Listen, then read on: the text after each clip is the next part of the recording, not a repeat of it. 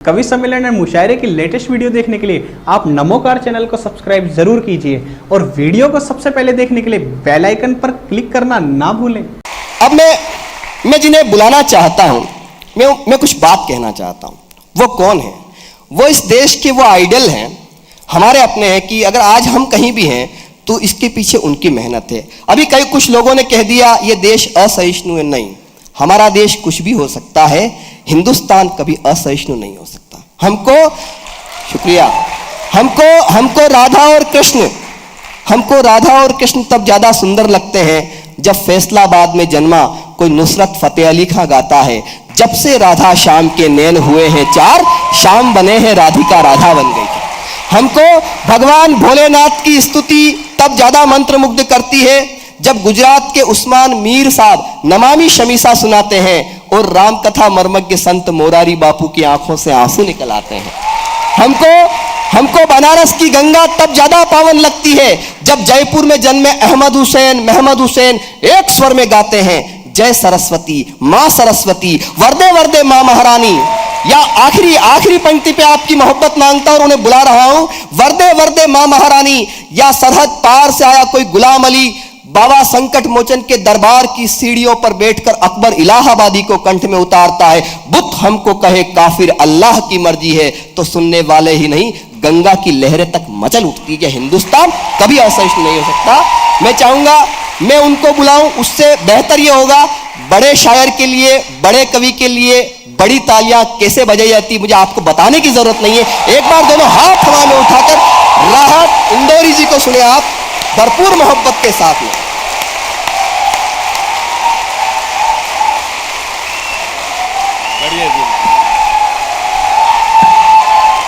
बहुत शुक्रिया दोस्तों, बैठिए।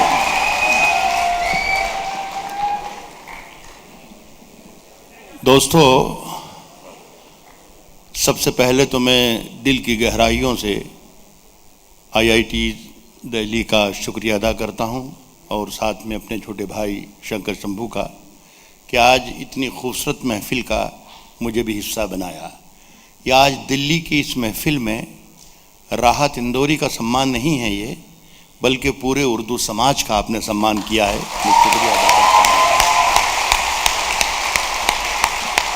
और कुछ तीनों ने मुझे ज़्यादा बूढ़ा और बुज़ुर्ग और वरिष्ठ और वगैरह बना दिया।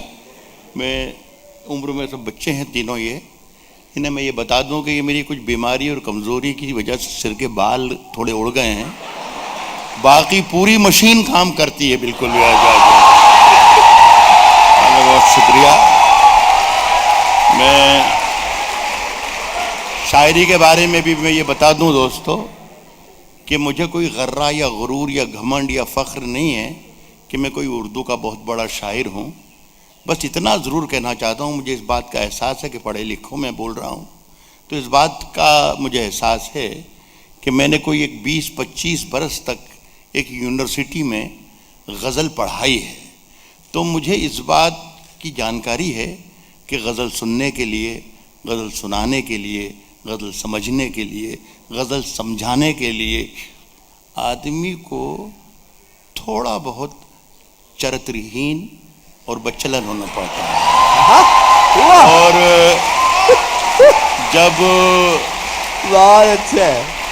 जब ये हमारी मुमताज़ जो शायरा हैं, जब ये कह रही थी, जब बता रही थी आपको कि पीतल जेवर का बक्सा खोला, जिस तरीके से उन्होंने बक्सा खोला और आपने देखा, और जब ये मछुआरे नयन पढ़ रहे थे, कुंवारे नयन पढ़ रहे थे, और जिस tariqe से आप सुन रहे थे, तो मुझे अंदाज़ा हो गया था कि मेरे काम के यहाँ काफ़ी लोग हैं।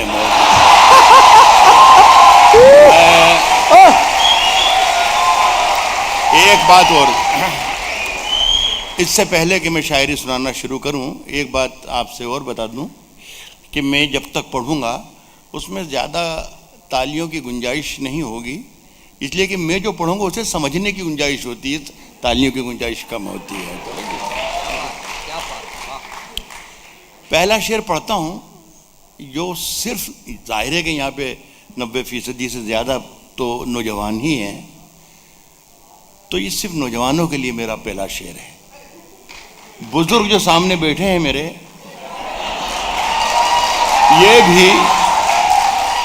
ये भी मेरा ये शेर सुन सकते हैं, लेकिन ये अमल ना करें इस पर। मैं पहला शेर आप सब बच्चों के लिए पढ़ता हूं, और ये आवाज देखिए, अभी उस वक्त मैं बोला ही नहीं था तो कहां से आएगी आवाज। मैं जब बोलूंगा उस वक्त आवाज जरूर आएगी। मेरा शब्द इतना सस्ता नहीं जो इसी आवाज बगैर आवाज चला जाए। ये बहुत काम का शेर है। मेरी उम्र अब कुछ 70 बरस की हो गई है, लेकिन ये मैं बता दूं आपको कि मैं कभी 20 बरस का भी था।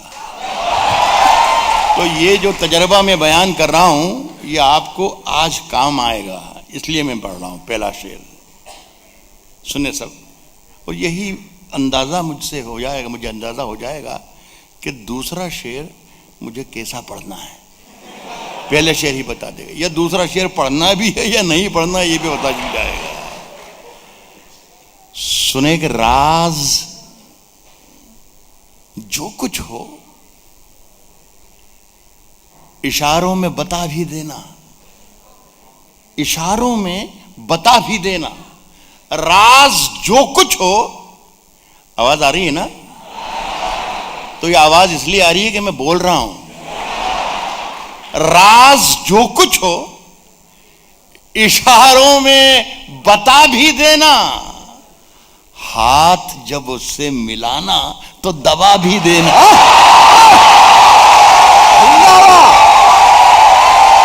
इशारों में बता भी देना। शुक्रिया आपका। मुझे अंदाजा हो गया कि दूसरा शेर मुझे कैसा पढ़ना है। आप राज जो कुछ हो इशारों में बता भी देना, हाथ जब उससे मिलाना तो दबा भी देना।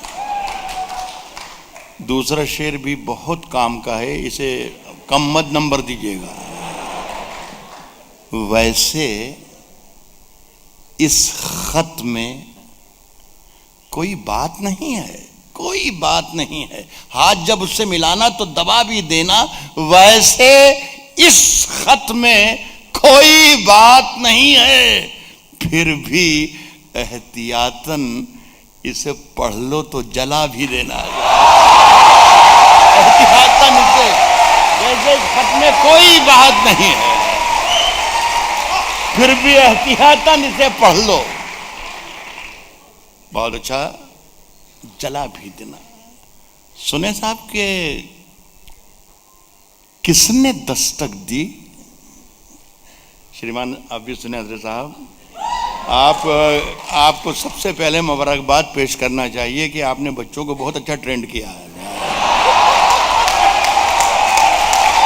सुनिए है कि किसने दस्तक दी। मैं धीरे धीरे शायरी की तरफ आऊँगा, कोशिश करूँगा, और बीच में कभी ना कभी ऐसी शायरी ज़रूर आ जाएगी जिस शायरी की वजह से ये राहत इंदौरी या तो बहुत मशहूर है या बहुत बदनाम है। लेकिन आपसे गुजारिश सिर्फ मेरी दोस्तों यही है कि जब तक मैं माइक पर हूँ आपकी पूरी तवज्जो मेरी तरफ होना चाहिए, इसलिए कि मेरा कोई भरोसा नहीं कि कब मैं अच्छा शेर सुना दूं। तो ये ध्यान रखिएगा। कह रहा हूं कि किसने दस्तक दी, एक एक शख्स शिरकत करे। किसने दस्तक दी ये दिल पर, कौन है? किसने दस्तक दी ये दिल पर, किसने दस्तक दी ये दिल पर, कौन है? आप तो अंदर हैं, बाहर कौन है?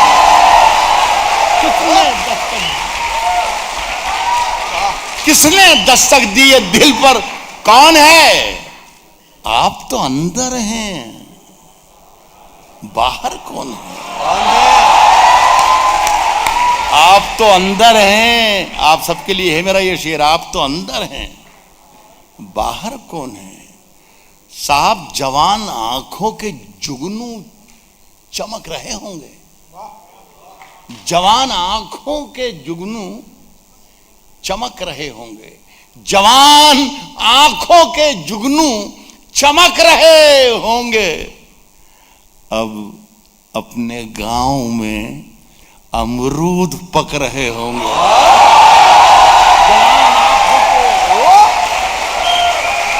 जवान आंखों के जुगनू चमक रहे हैं। सब समझ गए साहब, कमाल के बच्चे पैदा किए साहब। हर बच्चा समझ रहा कि अमरूद का मतलब क्या होता है।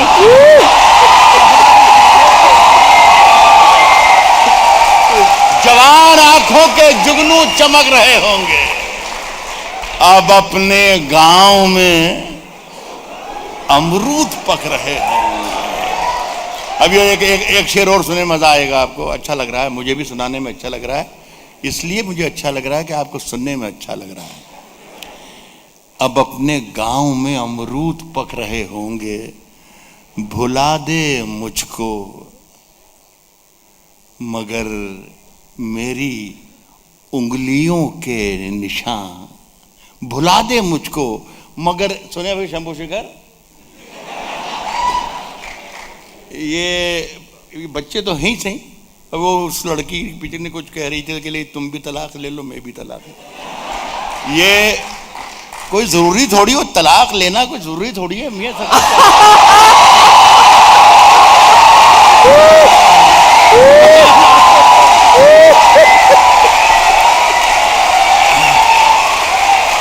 देखिए, हमारे तजर्बों पर, हमारे बताए हुए रास्तों पर और हमारे तजर्बों पर अमल करोगे तो सारी जिंदगी सुख में काटोगे। मैं ये कह रहा हूं भाई साहब, हमने सारी जिंदगी गुजार दी इश्क करने में। न शादी की जरूरत है न तलाक की जरूरत है। शेर का मजा लीजिए कि अब जवान आंखों के जुगनू चमक रहे होंगे। अब अपने गांव में अमरूद पक रहे होंगे, भुला दे मुझको, भुला दे मुझको मगर मेरी उंगलियों के निशान तेरे बदन पे अभी तक चमक रहे। मगर मेरी उंगलियों के निशान, भुला दे मुझको। अच्छा, ये एक बात बताइए, आप लोगों को ठीक लग रहा है? अभी थोड़ी देर के बाद आपको और ठीक लगेगा। भुला दे मुझको मगर मेरी उंगलियों के निशान तेरे बदन पे अभी तक चमक रहे होंगे। साहब, आग के पास कभी मोम को लाकर देखूं? ये मैं किसको सुना रहा हूं ये मुझे बताने की जरूरत नहीं है, आप सब पढ़े लिखे लोग हैं। लेकिन बस ये है कि मैं थोड़ा सा शरीफ आदमी भी हूं, तो मैं खुल के नहीं बता सकता, लेकिन मुझे मालूम है कि खुल के आप खुद पहुंच जाएंगे। आग के पास कभी मोम को लाकर देखूं? आग के पास कभी मोम को लाकर देखूं? हो इजाजत तो तुझे हाथ लगाकर देखूं। आग के पास मोम को लाकर देखूं। बहुत अच्छे। आग के पास कभी मोम को लाकर देखूं? हो इजाजत तो तुझे हाथ लगाकर देखूं। अब एक शेर अच्छा सुना रहा हूं। हो इजाजत तो तुझे हाथ लगाकर देखूं, मन का मंदिर बड़ा वीरान नजर आता है। आग के पास कभी मोम को लाकर देखूं, हो इजाजत तो तुझे हाथ लगाकर देखूं, मन का मंदिर बड़ा वीरान नजर आता है। सोचता हूं तेरी तस्वीर लगाकर देखूं, मन का मंदिर बड़ा वीरान नजर आता है। मन का मंदिर बड़ा वीरान नजर आता है। सोचता हूं, बहुत शुक्रिया। मुझे डर लग रहा था कि मैं अच्छा शेर पढ़ना शुरू करूं या ना करूं, पता नहीं आप कि क्या सलूक करें, लेकिन मुझे अच्छा लगा कि आप मेरी शायरी के साथ भी सफ़र कर रहे हैं, तो मेरी हिम्मत भी बढ़ी है कि मैं आपको शायरी सुनाना भी शुरू करूँगा। मन का मंदिर बड़ा वीरान नजर आता है, सोचता हूँ तेरी तस्वीर लगा कर देखूं। मेरी सांसों में समाया भी बहुत लगता है, मेरी सांसों में समाया भी बहुत लगता है, और वही शख्स पराया भी बहुत लगता है। मेरी सांसों में समाया भी बहुत, मेरी सांसों में समाया भी बहुत लगता है, और वही शख्स पराया भी बहुत लगता है, और उससे प्रोफेसर साहब, उससे मिलने की तमन्ना भी बहुत है। मेरी सांसों में समाया भी बहुत लगता है, और वही शख्स पराया भी बहुत लगता है, उससे मिलने की तमन्ना भी बहुत है, लेकिन आने जाने में किराया भी बहुत। मेरी सांसों में समाया भी, और वही शख्स पराया भी बहुत है। साहब, उससे मिलने की तमन्ना भी बहुत है, लेकिन आने जाने में। साहब, अगर आप इजाज़त देख, एक बात बता दूं, राज की बात है ये। मेरा जो कारोबार है, मेरा पेशा है, ये जो मैं कविता पाठ कर रहा हूँ, ये मेरा कारोबार है। ये कहने में मुझे कोई शर्म नहीं आ रही है, और मैं जो कहने जा रहा हूँ ये मेरे कारोबार का नुकसान है, लेकिन फिर भी मैं कह रहा हूँ, इसलिए कि यहाँ पर आपके साथ बेईमानी करने को मेरा जी नहीं चाहता है। मैं ये कहना चाह रहा हूँ कि मैंने आपको अभी तक एक भी शेर नहीं सुनाया। यकीन कीजिए, मैं इंतजार कर रहा था कि एक मर्तबा आप मेरी गिरफ्त में आ जाएं, फिर मैं पहला शेर पढ़ के देखूंगा। क्या अगर आपकी इजाजत है तो मैं पहला शेर पढ़ के देखूं? ये तय करेगा मुझे कि आगे मुझे कितनी देर आपके सामने माइक पे खड़े रहना है। मैं पहला शेर पढ़ के देखता हूं, ये शेर तय करेगा कि मुझे कितने मिनट आपके सामने माइक पे खड़े रहना है। साहब, फैसला जो कुछ भी हो मंजूर होना चाहिए। एक एक शख्स मेरे साथ होना चाहिए। फैसला जो कुछ भी हो मंजूर होना चाहिए। फैसला जो कुछ भी हो मंजूर होना चाहिए। जंग हो या इश्क हो भरपूर होना चाहिए। जिंदाबाद, क्या बात है। एक बार जोरदार तालियां उठा दे हवा में। बहुत शुक्रिया, बहुत शुक्रिया।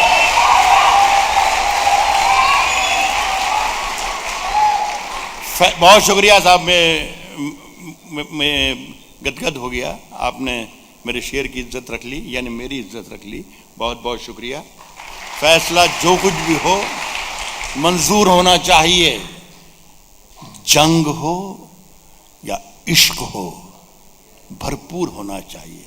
ये मैं अगला शेर जो मैं पढ़ रहा हूँ, ये हमारे वजीर आज़म यानी प्रधानमंत्री यानी prime minister mister Narendra Modi के तक ये शेर पहुंचाना चाहता हूं। हमारे कविता के मंच पर या मुशायरों के उर्दू शायरी के मंच पर जब जब उनका जिक्र करते हैं तो या तो शौचालय की बात करते हैं या चाय की बात करते हैं। नहीं, इसके अलावा भी वो एक अजीम इंसान हैं, एक बड़े लीडर हैं, और सबसे बड़ी बात है कि हमारे प्रधानमंत्री हैं।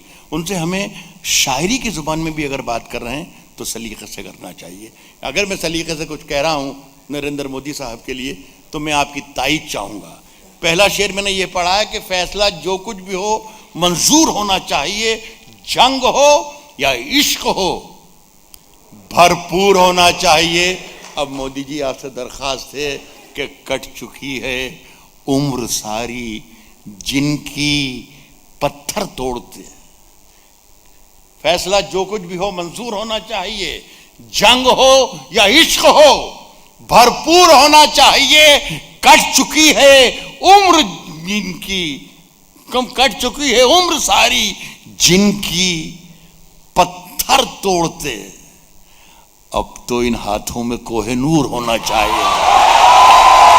कट चुकी है उम्र सारी जिनकी पत्थर तोड़ते, कट चुकी है उम्र सारी जिनकी पत्थर तोड़ते, अब तो इन हाथों में, बहुत शुक्रिया साहब, कोहिनूर होना चाहिए। अब तो इन हाथों में कोहिनूर होना चाहिए। सुने दोस्तों कि हम, आपका शुक्रिया साहब, अब मैं अंदाजा हो गया कि मैं अब आपको शायरी सुना सकता हूं। हम अपनी जान के दुश्मन को, जान के दुश्मन को अपनी जान कहते हैं। ये देखिए, जान और दिल और सनम इस तरीके के लफ्ज आते हैं, वैसे ही सब आह करने लगे। ये जान कुछ और भी हो सकता है, मेरी जान कुछ और भी हो सकता है। कह रहा हूं कि हाँ, आपने कहा था कि कुछ ऐसा भी होना चाहिए।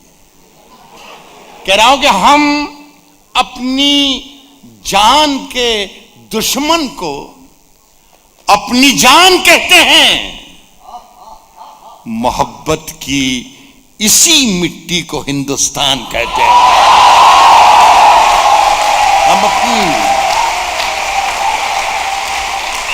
हम अपनी जान के दुश्मन को, हम अपनी जान के दुश्मन को अपनी जान के, आपको मायूसी होगी ना, आप जाने क्या सोच रहे थे ना,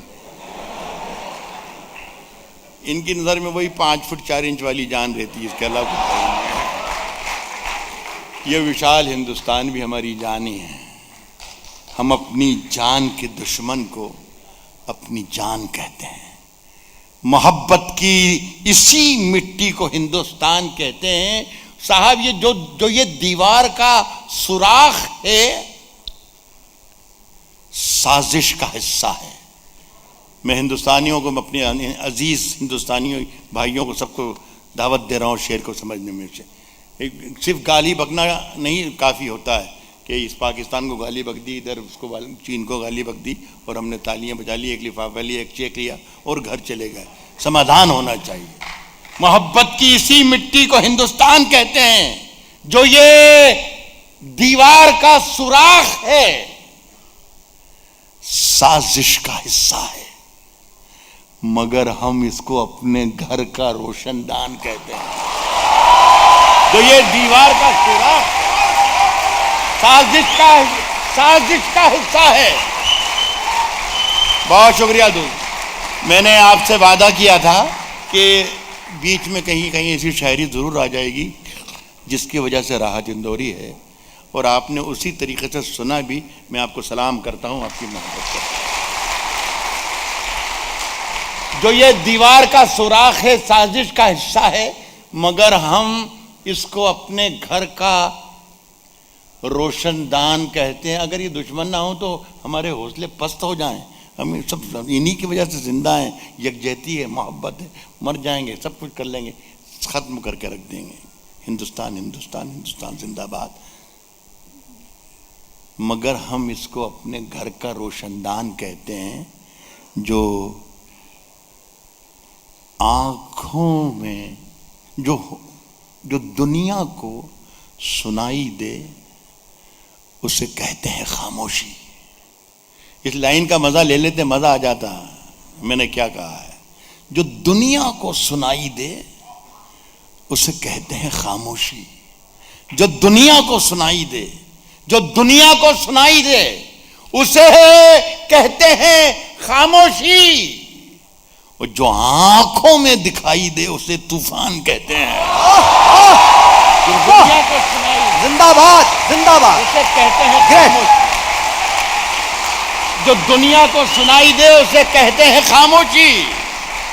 जो आंखों में दिखाई दे उसे तूफान कहते हैं। देखिए गजल किस तरह चैलेंज करती है, गजल किस तरह दुश्मनों को लताड़ती है, और गजल किस तरह दुश्मनों के लिए दुआ मांगती है। आप मेरे साथ हो जाना, मुझे लग जाएगा कि मेरे साथ हैं तो एक आध गजल और अच्छी सुना के जाऊंगा। सुने कि सिर्फ खंजर ही नहीं, सिर्फ खंजर ही नहीं, आंखों में पानी चाहिए। खंजर ही नहीं, सुन ले दोनों, इस्लामाबाद भी और पेकिंग भी, सिर्फ खंजर ही नहीं, आंखों में पानी चाहिए। ऐ खुदा, दुश्मन भी मुझको खानदानी चाहिए। आंखों में पानी चाहिए, सिर्फ खंजर ही नहीं। बहुत शुक्रिया, बहुत शुक्रिया, बहुत शुक्रिया। सिर्फ खंजर ही नहीं, आंखों में पानी चाहिए। ऐ खुदा, दुश्मन भी मुझको खानदानी चाहिए। मैंने अपनी खुश्क आंखों से लहू छलका दिया। एक समंदर कह रहा था मुझको पानी चाहिए। मैंने अपनी खुश्क आंखों से, मैंने अपनी खुश्क आंखों से लहू छलका दिया। मैंने अपनी खुश्क आंखों से लहू छलका दिया। एक समंदर कह रहा था। एक अचानक बीच में 1-2-3 शेर याद आ गए, गजल पर पहुंच जाओ। कितनी 2-3 मिनट, 4 मिनट है मेरे पास? नहीं, समय तो शंभू शेखर से ही पूछना पड़ेगा। वो कहेगा साहब ये इतने टाइम के पैसे थोड़ी दिए थे आपको। मैं दोस्तों, ये अचानक बीच में 2-3 शेर याद आ गए, इसलिए कि मैंने आपसे एक जुमला बीच में कहा था कि आप इतने ईमानदार और शरीफ लोग हैं कि आपके साथ बेईमानी करने को जी नहीं चाहता, वरना मुझे ताली बजाने के बहुत तरीके याद हैं। आप वाह वाह करवा लूँ जो बहुत, लेकिन इतने अच्छे लोग आप हैं कि मैं बीच में कुछ शेर याद आ गए तो मैं सुना रहा हूँ। ये हमारे मुल्क के एक बहुत ही जिम्मेदार रहनुमा हैं, लीडर हैं, उनका नाम है राजनाथ सिंह साहब। नहीं, यकीनन इसमें कोई मैं तर्ज नहीं करता हूँ, मुझे वो याद नहीं, मैं विरस का आदमी भी नहीं हूँ और सिर्फ ताली बजाने के लिए किसी का नाम ले लो ऐसा भी नहीं। वो अक्सर ये बयान देते रहते हैं कि हमें अपने पड़ोसी मुल्कों के साथ रिश्ते कायम रखना है, उनसे डायलॉग करना है, उनसे बातचीत करना है, हमें दोस्ताना बढ़ाना है और दोस्ती करना भी। तो मैं अक्सर पढ़ता रहता हूँ अखबारात में, बयान मीडिया में सुनता रहता हूँ। गाज़ियाबाद में एक मरतबा उनसे मेरी मुलाकात हो गई, तो मैंने उनके सामने, पब्लिक के सामने ये कहा कि आप ज़रूर बात कीजिए, ज़रूर डायलॉग कीजिए, लेकिन बात करने का थोड़ा सा तरीक़ा बदल लीजिए। अगर आप तरीक़ा बदल देंगे तो शायद बहुत से मुश्किलों के हल निकल आएंगे। तो वहीं मंच से मुझे किसी ने, एक दोस्त ने कहा कि आप बता दें कि क्या तरीक़ा होना चाहिए। तो मैंने वहीं पर एक शेर सुनाया। अगर वो तरीक़ा मैंने सही बताया हो तो मैं आपकी ज़ुबानी सुनना चाहूँगा कि हाँ राहत इंदौरी, आपने तरीक़ा जो बताया ये सही तरीक़ा है। वो मैंने ये सुनाया कि जो तौर है दुनिया, तौर कहते हैं तरीक़े को, जो तौर है दुनिया का, जो तौर है दुनिया का, जो तौर है दुनिया का, उसी तौर से बोलो।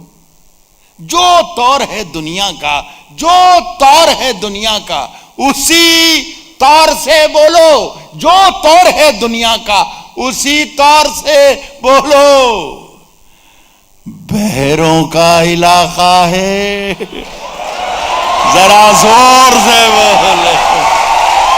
जो तौर है दुनिया का, जो तौर है दुनिया का, उसी तौर से बोलो। बहरों का इलाका है। ये सही तरीका है कि नहीं है? जरा जोर से बोलो।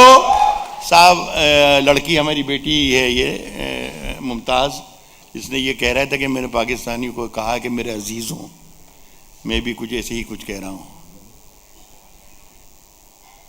जो तौर है दुनिया का उसी तौर से बोलो। बहरों का इलाका है, जरा जोर से बोलो। साहब, दिल्ली में हम ही बोला करें अमन की बोली, दिल्ली में हम ही बोला करें अमन की बोली। यारो, कभी तुम लोग भी लाहौर से बोलो। दिल्ली में हम ही बोला करें दिल्ली में हम ही बोला करें, दिल्ली में हम ही बोला करें अमन की बोली। यारो कभी तुम लोग भी लाहौर से बोलो साहब। सूरज, सितारे, चांद, देखिए टेक चेंज हो गया अचानक, बीच में वापस आ जाऊंगा। सूरज, सितारे, चांद मेरे साथ में रहे। सूरज, सितारे, चांद मेरे साथ में रहे जब तक तुम्हारे हाथ मेरे हाथ में। वाह वाह। सिर्फ 70 बरस में हिंदुस्तान का एक मुसलमान ये कह रहा है कि हमें बात करने का तरीका बदल देना चाहिए। सिर्फ 70 बरस में एक ऐसा हिंदुस्तान जो एक था, हिंदुस्तान और पाकिस्तान, वहीं का हिंदुस्तानी एक ये कहना पड़ रहा है उसको, सूरज, सितारे, चांद मेरे साथ में रहे जब तक तुम्हारे हाथ मेरे हाथ में रहे। और अब ये आवाज बदलना पड़ रही है मुझे। मेरे हाथ में रहे, शाखों से टूट जाएं वो पत्ते नहीं हैं हम। जब तक तुम्हारे हाथ मेरे हाथ में रहे, और अब सुन ले कि शाखों से टूट जाएं वो पत्ते नहीं हैं हम। आंधी से कोई कह दे कि औकात में रहे, वो पत्ते नहीं हैं। शाखों से टूट जाए वो पत्ते नहीं हैं हम। आंधी से कोई कह दे कि औकात, आंधी से कोई कह दे कि औकात में रहे। अब मैं बहुत वक्त की पाबंदी है, एक मर्यादा है, सबके लिए वक्त था, मैं ख़त्म कर रहा हूँ। एक 2-3 शेर 1.5 मिनट में 2 मिनट में, ताकि आप बिल्कुल ताज़ा हो जाएं। सरहद पर चले गए थे, जंग की तरफ चले गए थे, वहाँ से वापस दिल्ली आ जाएं होश खास की तरफ, वो तो फिर अच्छे हल्के फुल्के हो गए हम। ये कुछ बच्चों की फरमाइशें, मैं आमतौर पर फरमाइशें पूरी करता नहीं हूँ, और मैं मना भी करता हूँ बच्चों को कि मर्दों से फरमाइश नहीं करना चाहिए, लेकिन उनकी ख्वाहिश थी। मुझे टेलीफोन पर करके के बताया गया, हमने खड़गपुर में IIT में सुना, रुड़की में IIT में सुना, कहाँ दिल्ली बम्बई में सुना। तो मैं 2-4 शेर हैं, ये 1.5 मिनट में ख़त्म हो जाएंगे जमने। उसकी कत्थई आंखों में, उसकी कत्थई आंखों में है जंतर मंतर सब। इसमें क्या खूबी या खराबी है कि ये अचानक खत्म हो जाएगा, तो जरा सा होशियार रहना ताकि मेरा नुकसान ना हो। उसकी कत्थई आंखों में है जंतर मंतर सब, सब उसकी कत्थई आंखों में है, उसकी कत्थई आंखों में है जंतर मंतर सब। चाकू वाकू, छुरियां वुरियां, खंजर वंजर सब। खत्म हो गया ये। मैंने बोला था जरा होशियार रहिएगा, आपने होशियार रहे सब कुछ। उसकी कत्थई आंखों में है जंतर मंतर सब। चाकू वाकू, छुरियां वुरियां, खंजर वंजर सब। जिस दिन से तुम रूठी, मुझसे रूठे रूठे हैं। चाकू वाकू, छुरियां वुरियां, खंजर वंजर साहब, जिस दिन से तुम रूठी, मुझसे रूठे रूठे हैं। चादर वादर, तकिया बकिया, बिस्तर बिस्तर, जिस दिन से तुम रूठी, जिस दिन से तुम रूठी, मुझसे रूठे रूठे हैं। चादर वादर, तकिया वकिया, बिस्तर बिस्तर सब। ये एक नाकाम और नामुराद किस्म का आशिक है, उसकी आवाज़ थी, लेकिन एक मर्दाना आवाज़ थोड़ी अलग होती है। ऐसा लगता है कि शायद वो मर्दाना आवाज़ आपको ज़्यादा पसंद आएगी। मैंने अभी शेर ये पढ़ा है कि जिस दिन से तुम रूठी, मुझसे रूठे रूठे हैं। चादर वादर, तकिया वकिया, बिस्तर बिस्तर साहब। मर्दाना आवाज़ ये है कि मुझसे बिछड़कर, मुझसे बिछड़कर, मुझसे बिछड़कर वो भी कहां पहले जैसी है। मुझसे बिछड़कर, मुझसे बिछड़कर वो भी कहां अब पहले जैसी है। फीके पड़ गए कपड़े वपड़े जेवर वेवर। जिंदाबाद।